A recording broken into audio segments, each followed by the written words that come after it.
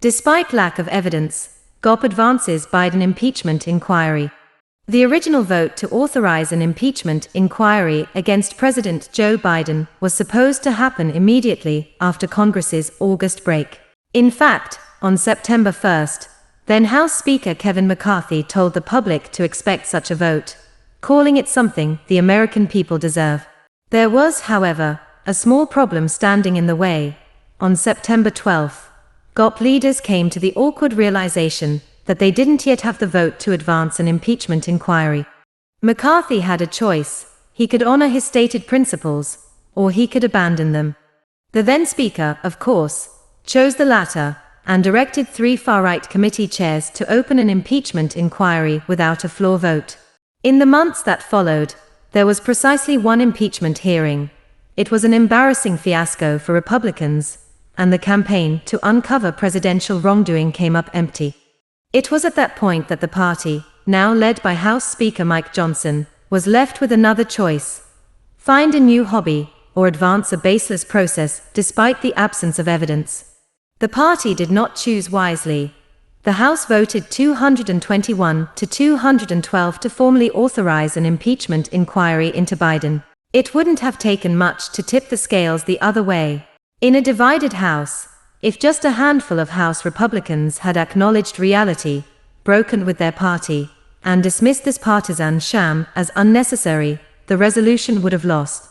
It was against this backdrop that quite a few GOP members in recent weeks and months, Don Bacon of Nebraska, Dusty Johnson of South Dakota, Michael McCall of Texas, Dave Joyce of Ohio, et al., publicly conceded that their party simply hadn't uncovered evidence that Biden did anything wrong. And yet, the measure passed anyway.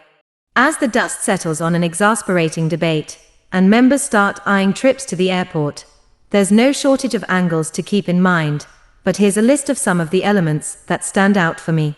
Unprecedented. This isn't the first such vote on an authorizing an impeachment inquiry, but it's the first time Congress has ever authorized such a process without uncovering any evidence of wrongdoing against the intended target. Missing moderates. For all the talk about the House GOP having a moderate wing, this vote is the latest proof that the faction doesn't actually exist. Unstated motivations. Why in the world are House Republicans doing this? I recently put together a top 10 list exploring the party's motivations, but it's number 1 that matters most. Republicans haven't made much of an effort to hide the fact that they're seeking political payback with next year's election in mind. Mendacity. If the GOP's case against Biden had real merit, the party wouldn't have to lie, because the truth would be good enough.